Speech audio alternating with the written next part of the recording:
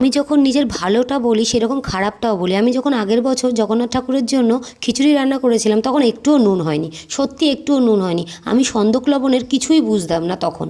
আর সন্দক লবণ এবার একটা প্যাকেট এনেছে, আমি দুটো রান্নার মধ্যে পুরো সন্দক লবণ দিয়ে দিয়েছি। তার মধ্যেও একটা কীর্তন হয়েছে, জানো কি কীর্তন?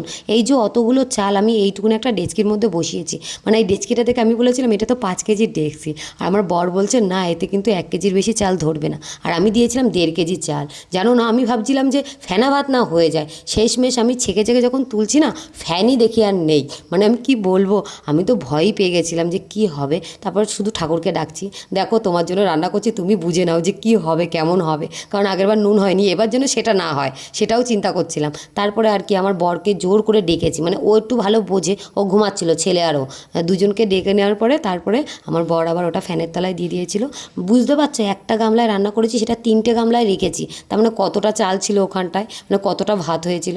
আমি তো বুঝতেই পারিনি যে ওরকম হবে। আর সত্যি কথা বলতে যে গলে গেছিলো ভাত তাও না, ঠিকঠাকই ছিল। যখন একটুকুনি হাওয়ার তলায় দিয়েছিলাম তখন ঠিকঠাক হয়ে গেছিলো। তারপরে আমার যখন আলু ভাজা হয়ে গেছে তখন আমার বোন, আমার ভাই, তারপরে বোনের বর আর হলো মেয়ে সবাই মিলে এসেছিলো।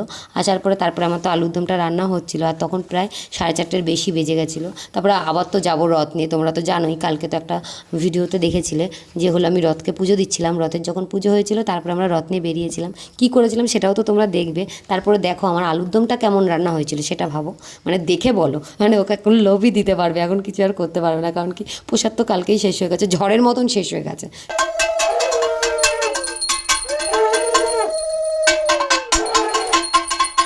পুজো দেওয়ার পরে রথ নিয়ে প্রসাদ নিয়ে সবাই বেরিয়ে পড়েছিলাম সবাইকে প্রসাদ দেওয়ার জন্য।